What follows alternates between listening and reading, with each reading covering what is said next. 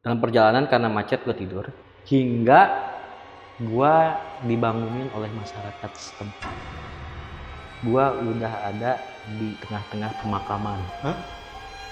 Juga agak tenang sedikit ya. Pas deket ternyata itu angkot. Gue stop, berhenti, gue naik sambil ngatur napas ya, karena gue udah lari tuh ya. Ngatur napas di dalam angkot, gue duduk. Nah posisinya dalam angkot tuh gue duduk deh, pinggir gue ada 1 orang, samping kanan gue ada 2 orang yang duduk. Nah di depan gue ada 4 orang. Nah, yang pas yang berhadapan dengan gue dalam angkot itu wanita bang. Oke. Wanita, cuman udah agak berumur lah ya. Pas naik di dalam angkot kan gue kan nunduk ya. Pas gue natap perempuan yang di depan gue, sosok kuntilanak depan gue. Dan di kanan kiri gue sosok pocong bang. Halo semuanya, kembali lagi di Lentera Malam bareng gue Jamal. Dan di segmen Saksi Misteri kali ini gue udah kedatangan narasumber yang sebelumnya udah pernah cerita juga di Lentera Malam. Dan kali ini dia akan menceritakan tentang kejadian horornya ketika mudik di tahun 2010 ke Sukabumi, Jawa Barat. Nah, kita sapa dulu aja narasumbernya. Di sini udah ada Bang Fuji. Bang Fuji, apa kabar Bang? Baik bang. Baik ya Bang ya? Alhamdulillah baik. Bang, kejadian lo ini terjadi ketika setelah kejadian Ayub nih, Betul. pocong Ayub ya. Iya. Dan buat teman-teman mungkin yang baru nonton Lentera Malam itu Bang Fuji ini pernah cerita juga itu tentang pocong almarhum temennya, yaitu pocong Ayub. Dan untuk thumbnail gue taruh sini nih. Bang, ketika lo mudik pada saat itu, Ya. apa sih yang terjadi Bang? Gue nyampe kampung dan gue udah istirahat ya di rumah keluarga gue. Tapi ternyata pas tengah malam gue merasa dingin, gue mau ngambil selimut. Pas gue buka mata, gue udah ada di tengah-tengah makam atau di tengah-tengah area pemakaman. Dan tadi juga sempat cerita juga tuh kita di luar ya, kalau Bang Fuji ini ketika masuk ke kampungnya itu ada lagi nih kejadian horor juga nih. Betul. Mengenai temennya juga ya Bang ya, teman masa kecil lo ya. Betul. Dan buat kalian yang penasaran, simak videonya sampai habis. Tapi sebelum itu nih, gue mau ngasih tahu ke kalian kalau kalian pengen jadi narasumber di Lentera Malam sama seperti Bang Fuji, kalian cukup DM aja ke Instagramnya Lentera Malam. Dan untuk linknya gue taruh di deskripsi. Dan jangan lupa buat kalian yang benci banget sama iklan di YouTube, itu kalian bisa juga langsung ke Spotify kita, itu ada di podcast horor Lentera Malam. Untuk linknya juga gue taruh di deskripsi. Oke, buat kalian yang penasaran sama cerita lengkap dari Bang Fuji, tonton videonya sampai habis. Dan tanpa basa-basi lagi, Saksi Misteri kita mulai.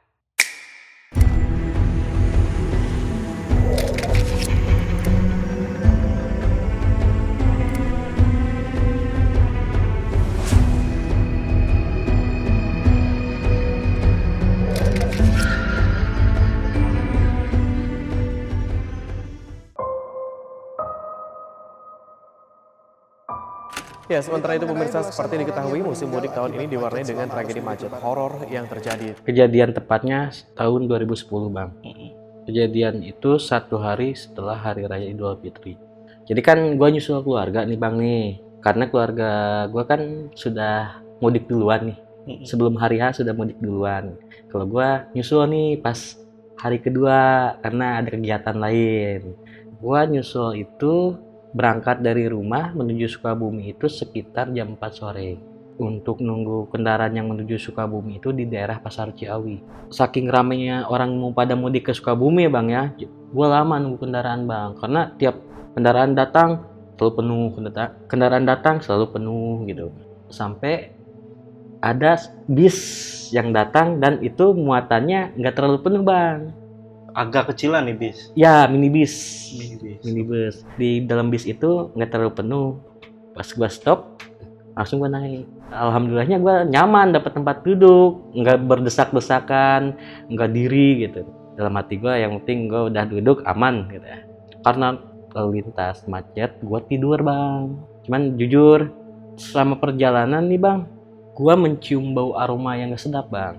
Tapi gua masih nggak berpikir negatif, berpikir gue positif aja. Yang penting gue dapat kendaraan, gue nyampe kampung. Dalam perjalanan karena macet gue tidur, hingga gue dibangunin oleh konektur.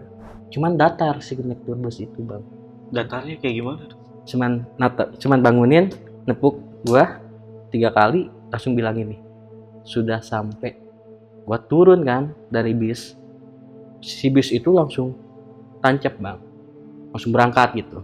Ketika lu turun dari bis, lu sempat ngelihat kondisi sekitar bis itu masih penuh atau udah agak sepi nih? Masih ada penumpang, cuman orang-orangnya cuman tatapannya ke depan aja biasa gitu. Nah, karena gua bangun tidur ya, gua turun, gua tuh mau ngambil uang bang, mau bayar ke konektur ongkos, cuman langsung berangkat tuh busnya. Dari awal dia nggak nagih. Enggak, udah turun di bus, sempat bingung juga. Kok biasanya di gang ojek itu kan ada yang mangkal ya, tukang ojek. Terus kok situasinya tuh sepi banget gitu. Jalan kaki aja deh. Nah, gue jalan kaki dari gang ojek gitu. Jadi posisinya kalau ke kampung gue kan pas masuk gang ojek itu kan harus ngelewatin pemukiman warga, langsung persawahan, ngelewatin persawahan dulu, baru mentok di kampung gue bang. Nah selama gue jalan bang dari gang ojek, gue nggak ngelihat satu orang pun. Sepi aja suasana, kelam. Gue mikirnya mungkin kondisi sudah malam, orang-orang udah pada tidur. Ya, karena biasanya situasi di kampung memang kalau udah malam sepi ya. Sepi ya. Iya. Sambil ngerokok lah gitu bang. Gue jalan iseng, nyusurin jalan. Nyusuri pesawahan juga, gue nyusurin. Gue nggak ketemu orang satupun intinya. Sampailah gue di kampung, di rumah keluarga. Ya situasi rumah tuh beda banget gitu, nggak seperti biasanya kondisinya gitu. Tapi keluarga lo ada di sini? Ada, pas gua ngetok pintu, assalamualaikum, yang bukain kan adik sepupu gua. Cuman bukain pintu, dia langsung masuk gitu, nggak nanya gimana, kapan datang gitu. Kok malam banget datangnya, nggak nanya. Ada paman gua juga di ruang tamu lagi nonton TV, cuman mereka tuh kayak yang cuek aja gitu.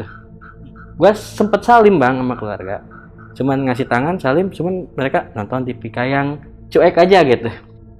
Dan gue ketemu ibu gue, tapi biasa ketemu nenek gue, ketemu gue saudara semua gitu di situ, cuman kayak yang cuek, cuman ngeliat berpaling lagi. Bener-bener nggak sempet ngobrol bang?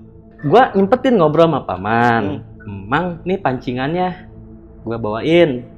Kan paman gue waktu sebelum gue berangkat kan nelpon dulu, sempat nelpon ya, minta tolong dibawain pancingan. Cuman ngangguk doang, karena gue juga udah capek ya, udah lemes. Si sepupu gue ngomong ke gue, kalau mau tidur kamarnya udah disiapin. Oh iya, nanti bentar. Gue ngomong tuh kayak kambing conge bang. Sama keluarga sendiri tuh. Gue pikir kenapa nyokap, kenapa nenek gue, kenapa bibi gue, kenapa. Tapi udahlah, udah capek, gue pengen istirahat aja, tidur. Masuklah gue ke kamar yang disiapin sama sepupu gue kan ya. Gue tidur lah, istirahat lah, capek. Memang gue kondisi capek bang, ngantuk juga. Gue nggak tahu itu jam berapa. Yang jelas gue ngerasain udara tuh dingin banget. Gue ngerasain dingin. Nah, gue bangun itu tadinya gue mau cari selimut bang. Pas gue buka mata, gue sudah ada di tengah-tengah pemakaman. Hah? Gue lari terpontang-panting di situ bang. Jadi posisinya gue tidur di pinggir makam bang. Jadi tas yang gue bawa itu yang jadi bantal gue. Gue lari nggak tentu arah, sehingga gue menemukan jalan desa. Bisa masuk mobil cuman di jalan desa gitu. Gue bisa keluar dari pemakaman, ketemu sama jalan desa gitu. Gue susurin jalan itu ya, dengan berharap gue bisa ketemu orang atau ketemu perkampungan di situ.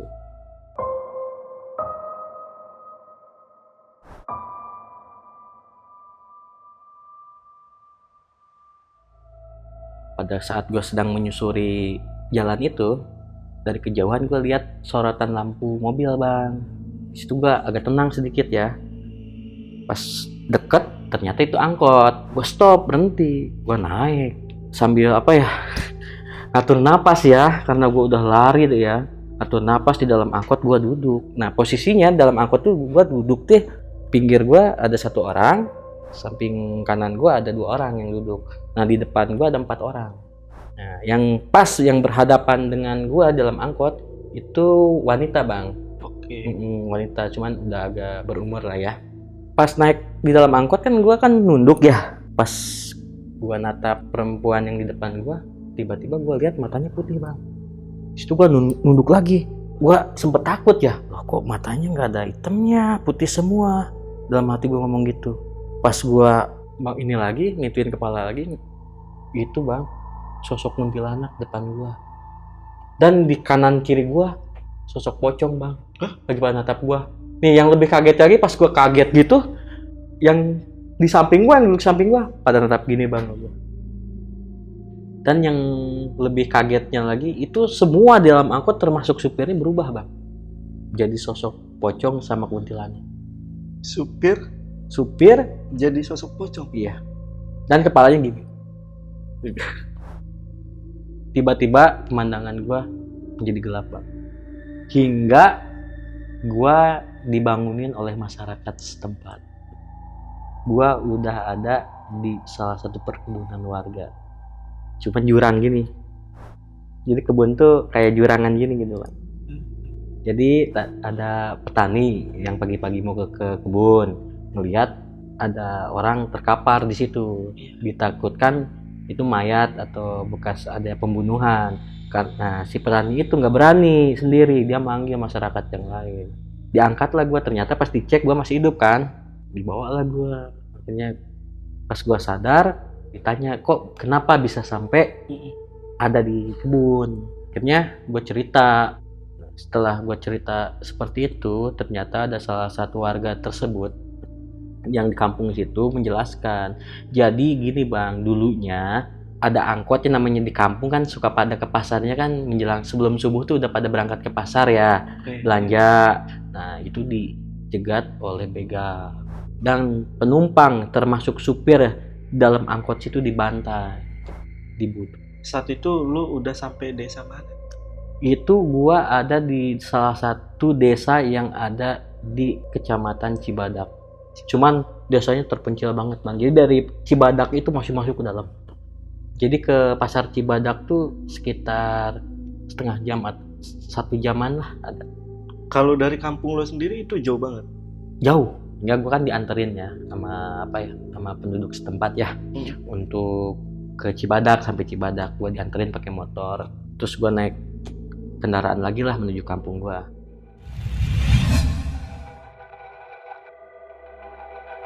Saksikan proyek terbaru dari Lentera Malam di channel Telusur. Di sana kita akan membahas kisah-kisah horor dari pemandi jenazah, petugas kremasi, penggali kubur, dan masih banyak lagi. Jangan lupa saksikan selengkapnya hanya di channel Telusur.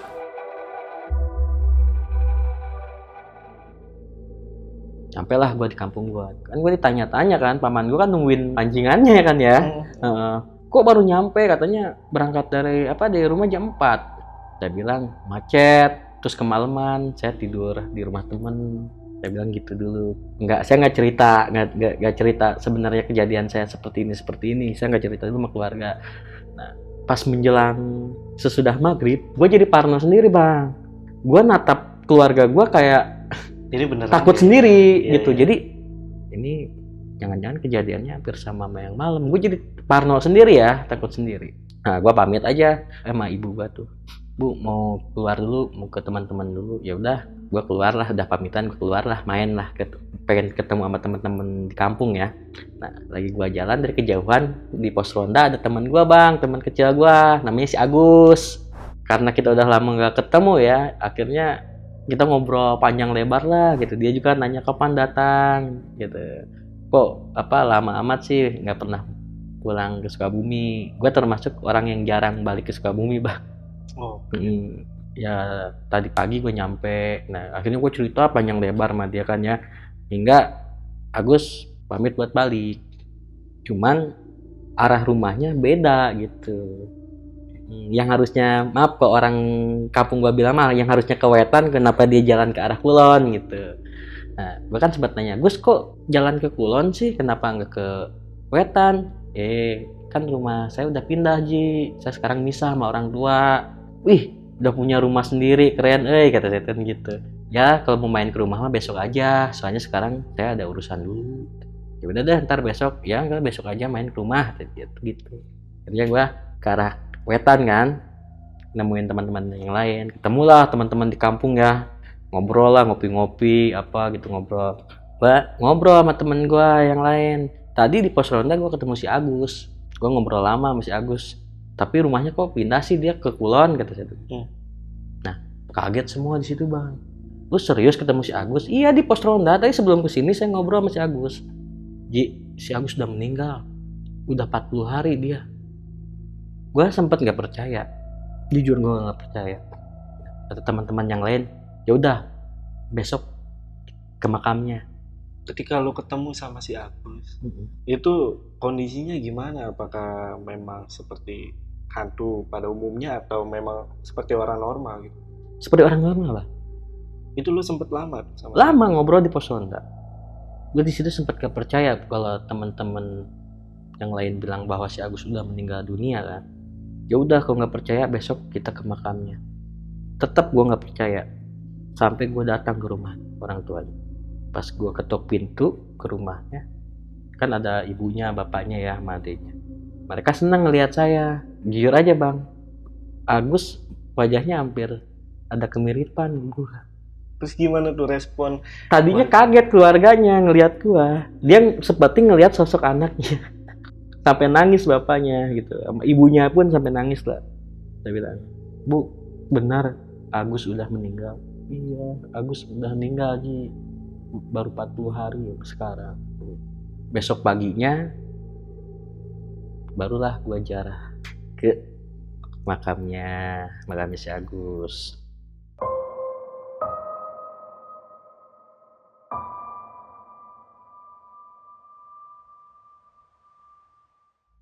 Karena gua ada ini bang, ada event di musik, gua pamit duluan kan buat balik ke Bogor. Kalau pulang lagi. Nah, gua ada event balik ke Bogor. Gua naik kendaraan umum, gua nggak pakai motor, karena motor gua dipakai paman. Di perjalanan gua ke Bogor, ketemulah gua satu tempat duduk berdekatan sama cewek bang, cantik, sampai kenalan lah gua sama dia. Iseng ya namanya cowok ya, apalagi anak muda. Gua tawarin kan, mau dianterin nggak? Boleh gitu ya. Kalau nggak ngerepotin mah enggak gitu.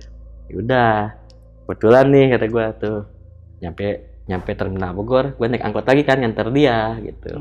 Nyampe lah rumahnya kan di daerah Kabupaten Bogor bang. Nah akhirnya gue ketemu lah keluarganya, ibu bapaknya lah. Biasalah gue disubuhin apa gitu, ngobrol panjang lebar lah, hingga tukar nomor handphone lah sama cewek itu. Nah, akhirnya lambat laun, makin lama kita sering komunikasi. Saya sering main ke rumahnya. Jadian lah gue sama cewek itu bang. Gitu. Jadian lah sama cewek itu. Berawal dari ini ya? Ya, jadian lah gue sama cewek itu bang. Iya. Nah, gue ingat itu seminggu udah lebaran. Enggak, 2 minggu udah lebaran bang. 2 minggu udah lebaran, gue kan ngapel ceritanya nih, anak muda biasalah ke rumah cewek gue. Pas gue mau balik, kondisi hujan. Gue disuruh nginep sama ibu bapaknya. Udah hujan, jangan pulang. Nginep aja ya. Pas pagi menjelang subuh, gue kan bangun karena alarm di handphone ya. Itu rumah cewek gue jadi rumah terbengkalai bang. Bekas kebakaran. Rumah yang bekas kebakaran bang, yang udah diselimutin sama rumput ilalang. Itu berarti kejadian lagi nih. Kejadian ya lagi. Hampir sama waktu lu ke kampung Ji. Iya. Sorry Ji, waktu ini kan 2 minggu itu dari semenjak lu kenalan, lu sempet jalan dong sama dia? Sempet jalan. Itu nggak ada hari di mana dia menunjukkan gelagat yang aneh, ada gak sih? Cuman kalau gue ngajak janjian siang nggak pernah bisa. Kalau siang hari nih, misalkan aku ke rumah ya, misalkan habis asar atau apa, jangan, aku ada ini sama temen, ntar aja udah maghrib gitu. Waktu lu pulang lagi ke Bogor itu lu malam? Iya, kondisi sore malam. Nyampe pokoknya udah mau maghrib lah. Di situ apa yang lo lakuin setelah lo tahu itu rumahnya terbengkalai gitu? Hampir nggak percaya gue bang. Ya gue keluar lah dari rumah itu, takut lah gue juga. Jadi pas gue keluar dari rumah itu, si rumah itu tuh halaman rumahnya tuh udah rumputnya udah gede-gede gitu. Rumah udah diselimutin sama rumput-rumput liar gitu. Sampai nggak percaya bang, gue sampai diri di situ, sampai natap sampai ketemu orang yang lewat situ gitu. Tapi gue kayak nggak sadar gitu, bengong gitu.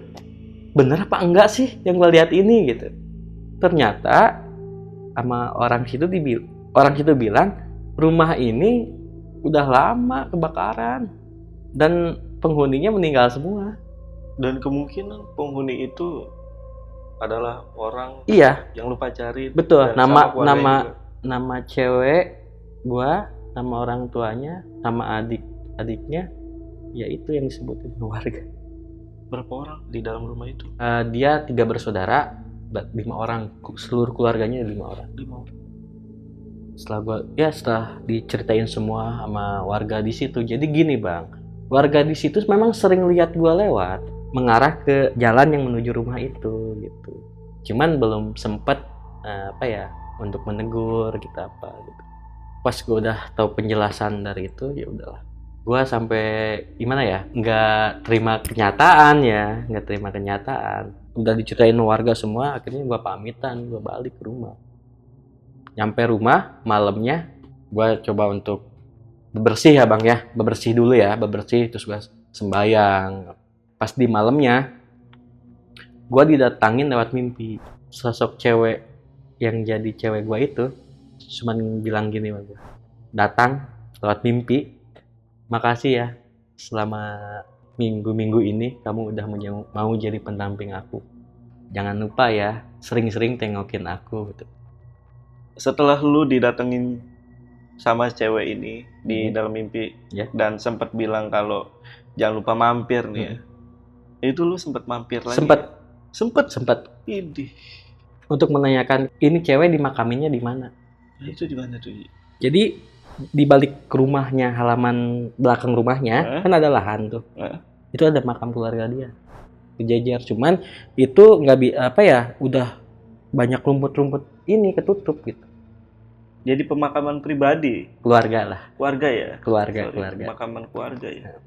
Oh iya bang, gua lupa nih. Saking penasarannya, gua kan datang ke tempat warung sate nih.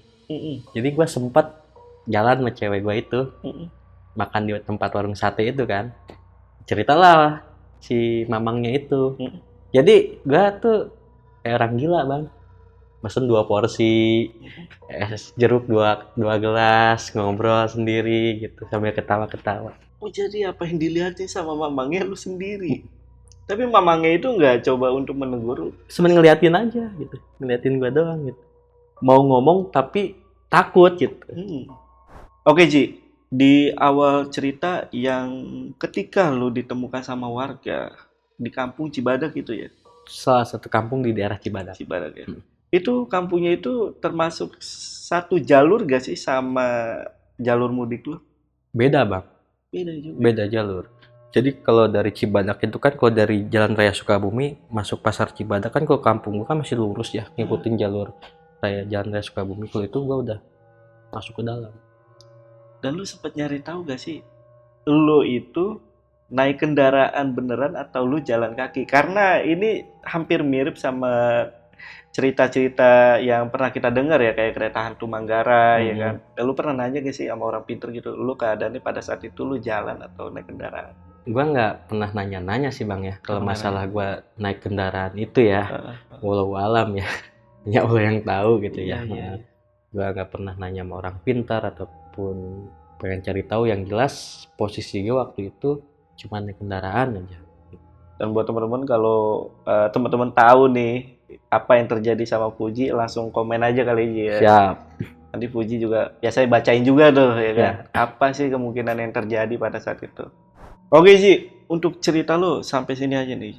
Sampai sini aja dulu. Ini benar-benar gokil nih cerita Bang Puji nih. Dan Bang Puji masih ada cerita horor lagi ya? Banyak bang. Banyak ya? Wah, gokil.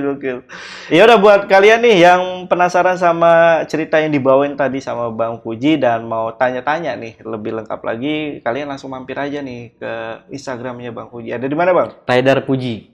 Rider Puji. Ya, Rider Puji. Dan untuk linknya gue taruh di deskripsi tuh. Dan buat kalian yang mau kita undang Bang Puji lagi, langsung komen aja nih di bawah. Oke, video kali ini mungkin cukup ya Bang Puji ya. Sekali lagi thank you udah Siap. datang di Lentera Malam untuk kesekian kalinya, ya kan. Ya udah, kita pamit. Gue Jamal dari Lentera Malam dan Bang Puji. Bye.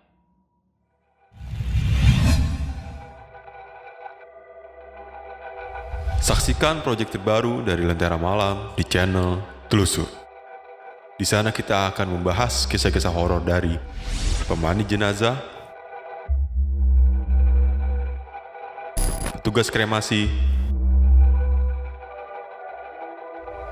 penggali kubur,